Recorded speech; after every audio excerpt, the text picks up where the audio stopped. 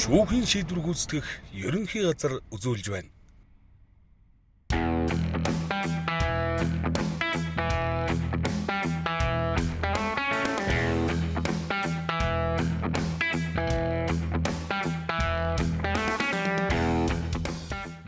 Олон улсын музей өдрийг тохиолдуулж бид нар маш сонирхолтой нэг музейд ирсэн байна. Энэ бол шүүхийн шийдвэр гүйцэтгэх байгууллагын түүхэн музей гэдэг нэртэй.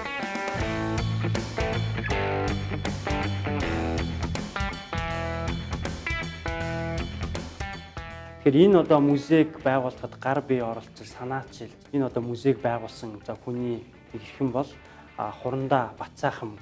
Тэгэхээр энэ музейг ер нь яагаад байгуулах болов? Хизээ байгуулваа. За та бүхэн энэ өдрийн амрыг ирээ.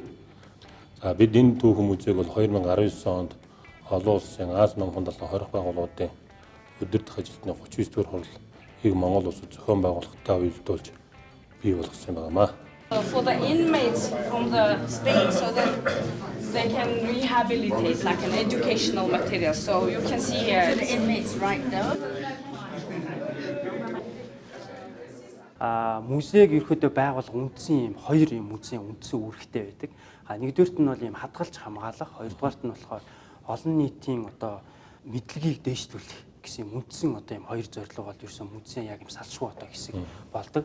Тэгэхээр танах болохоор нийтдээ сайн 1000 гаруй үзмэртэй гэдгсэн. Тэгэхээр энэ үзмэр энэ цуглуулга энэ тавигдсан энэ үзмрүүдийг яаж цуглуулсан бэ? За энэ музей маань өнөөдрийн байдлаар 1146 ширхэг үзмэрийн зүйлстэй. Бид энийгээ бол Ахмад ажилтнууд, дээрээс нь архив ерхий газар, Монголын киноны нэгтгэл, за тэгээд бусад ижил төвчний музейн байгууллагуудаас бас тодорхой хэмжээгээр бас үзэж судалж бас авсан юмнууд бол бий. Зарим нэгийг нь бол нэг хэлэхэд бол наран тулцах дээрээс худалдаад авсан юмнууд бас байна. Бас хуучны түүх хэдүүлгийн зүйлс манаас олдох нь ховор олчиж.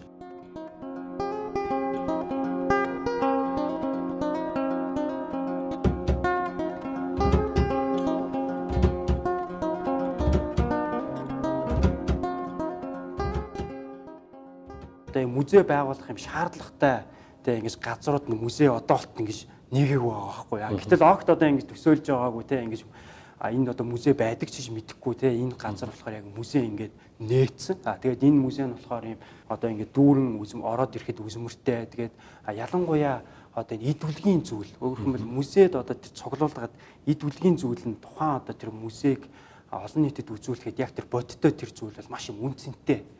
Тэгэхээр та бас яг энэ музейд байгаа энэ онцлог ийм үзмрүүдээсээ заримаас нь танилцуулаач.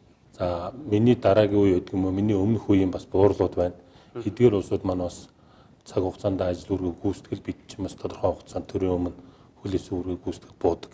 Ард үлдэж байгаа улсууд буюу ахаад энэ байгууллагад ажил үүрэг гүйцэтгэхэд орж ирж байгаа залуучуудад бас түүхэн хувьд бол хэрэгтэй бас үзмрүүд байх ёстой. Бас хүн зүгээр нэг яриад байгаас илүүтэй биетээр харах нь оновчтой юм болоо гэдэг үүднээс энэ музейг бол хийсэн. Тухайлбал манад энэ улс ардын аж ахуйд гэж тухайн үед социализмын хэлээр яригддаг байсан автомашин механизмуудыг бол бид яг тэр үеийн масштабаар нь бас авчираад бий болгоод тавьсан. Энийг бол манай албан хаагчид өөрсдийнхөө цалингаар бас авч өгч манай үзмрийн санд бас ханд болгосон байгаа. Шиний юм бол нэлээдгүй байна.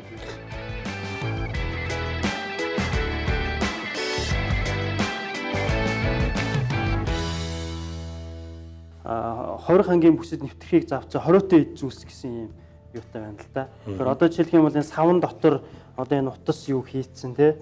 Тэгээд энэ яг ингэж хорих анги руу орохыг завцсан юм эд зүйлүүд гэж ойлгож болох байна. Болно энэ бол тэгээ хоригдлуудын зүгээс болон хоригдлын ар гэрээс тодорхой хэмжээгээр бас хорих ангийн үйл ажиллагаанд саад болохоор хоригдл бас эрүүл мэндэд хохирол учруулахаар бусдын амнаас эрүүл мэндэд хохирол учруулж болзошгүй бас юм эд зүйлсүүдийг дамжуулдаг, оруулахыг завддаг юм тохиолдлууд байгаа. Тэгээд энэ хүрээнд манай албан хаагчид бас үзлэг шалгалтыг бол хуулийн заасныхаа дагуу тогтмол хийдэг. Тэгвэл сүүлийн үед бол хорих байгууллага албан хаагчид дам биеэрээ хийхээс илүүтэй техник тоног төхөөрөмжийн тусламжтайгаар харуул амгалтанд ашиглаж байгаа багаж хэрэгслийнхаа хүрээнд эдгээр зүйлсүүдийг бол хурааж авч байгаа. Эдгээр зүйлсүүд бол хүний гарт болон шууд нүдэнд харагдаад мэдрэгдэх юм боломж болцвол байхгүй зүйлсүүд хураагдчихад байна. Тэгээ бас одоо эн чинь ингээд хураагдж байна, хураагдаад ингээд яатсан байна гэдэг чинь манай бас энэ нөгөө шүүхийн шийдвэр гүйцэтгэхийн байгууллага энэ институт өөрөө яг энэ хөгжлийнхөө явцад бас техник технологиг ашиглаа те яг цаг үетэй уялдуулаад ихэд ингээд хөгжөөд явж байна гэдгийг бас илэрхийлж байна гэж ойлгож байна. Тий, та бол бас их мундаг юм болж харж байна л та.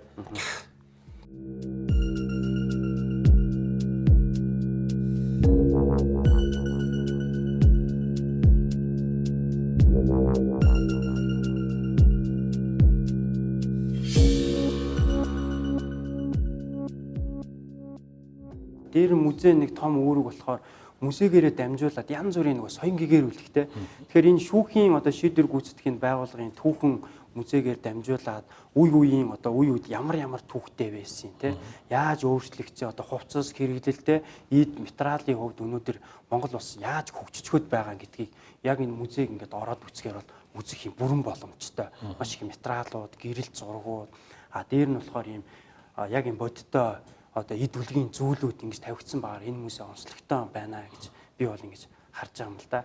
Тэгэхээр таны хувьд энэ цуглуулгыг ингэ бүрдүүлээ явж байхад яг энэ шүүхийн шийдвэр гүйцэтгэх энэ одоо байгууллагын одоо түүх Монгол улсын хэмжээнд те одоо яг энэ цуглуулгад бол ямар хуу хэмжээнд одоо энэ бид нар түүхөө үзүүлэх юм шаардлага байгаа гэдгийг тоолж харсан байна. Энэ музейн ач холбогдол нь өөрөө болоод ирэхээр албан хаагчдынхаа сурч боловсрох мөн цаашдаа энэ байгууллагатаа бас чин шударгаар үнэнч байх төвшөнд бас энэ нийгмийнхаа шалгуур үзүүлэлтээр тогтмол өөрчлөгдөж байгаа нэг агуулга.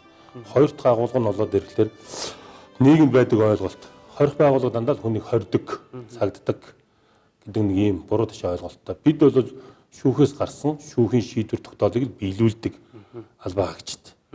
Төрийн өмнөөс үүрэгтэй тийм л байгууллага.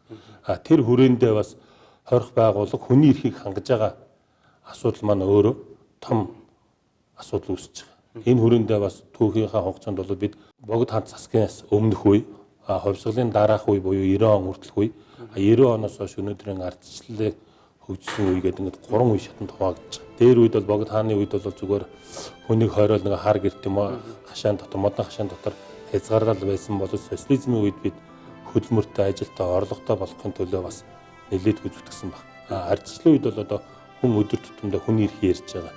Энэ төвшөнд хүний эрх нөгөө хүнийхээ эрхээр хязгаарлаг гэдэг ойлголтыг бас өхийн тулд бас энэ музейг бол хийх гол агуулга нь бий болсон юм байна.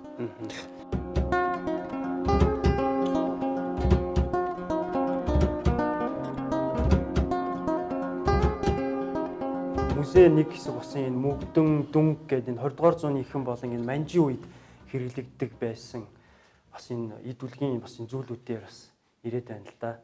Тэгэхээр энэ одоо цуглуулгыг одоо зарим нь болохоор яг ингээ бодиттой юм шиг харагдаж байна л да. Тэгэхээр яг энийг хийсэн үү эсвэл одоо зарим нь одоо яг ингэж яг бодиттойгоор байгаа юу?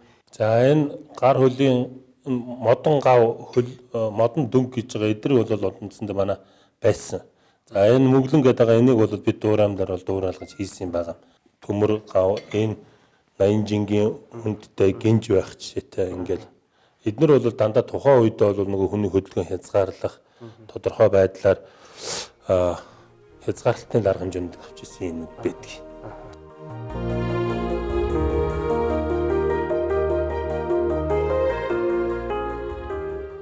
Тэгэхээр 20 дугаар зууны би нэг гэрэл зургуудаас ингээ үзэхэд одоо жишээлх юм бол модон дүнг гэдэг нэг хүзүүндээ ингээл хийгээл те явуулын шорон гээл те ингээ явж тэгээ гадны жуулчид ялангуяа тэрний зургийг маш их авсан гэж байдаг л та.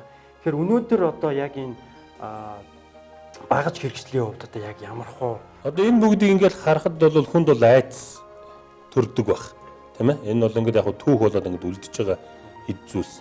Одоо бид сүүлийн үед бол зүгээр манай харуул хамгаалтан дээр бол галт болон тусгай хэрэгслүүд бол ашиглаж байгаа. Тэгэхдээ яг бодит байдал дээрээ бол аль болох хүн л юм чинь хүнтэй л харьцаж байгаа учраас бид нийгэмшүүлэх чиглэлээр ухамсарт амьдралд нь оруулах чиглэлээр сургалтуудыг мэрэгжлийн дадлаг баримжаа чиг болох сургалтуудыг бас маш ихээр зохион байгуулж байна. Олон нийтийн оролцоог маш ихээр авч байна.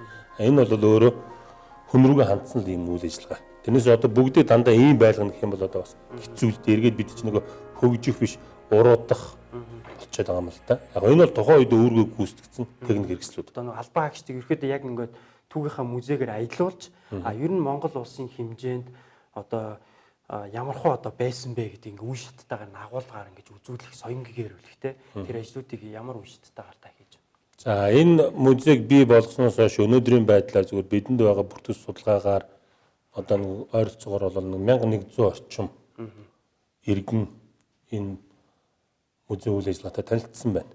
Тий. Тэгэхдээ энэ музей маань бол зүгээр шууд нөгөө ард иргэдэд үзүүлээд ахаас илүүтэй сургалтын ач холбогдолтой байх болов уу гэдэг талаас албан хаагчид дээр тулгуурж дэлгэн үзүүлдэг. Ганц нэг тохиолдолд бол хоригдлын ар гэрийнхэнд бас үзүүлж байгаа бид. Яагаад орчин нөхцөл өөрчлөгдөж байгаа, хоригдлын сэтгэл санаа яагаад тайван болж байгаа, хоригдл яагаад нийгэмшиж байгаа, танд өнөөдөр яагаад ийм эерэг хандлагыг бий болгож байгаа юм бэ гэдэг талаас бас хоригдлын ар гэрт бол үзүүлдэг. За тэгэхээр бид нэр өнөөдөр одоо маш юм сонирхолтой ийм музейг үзлээ.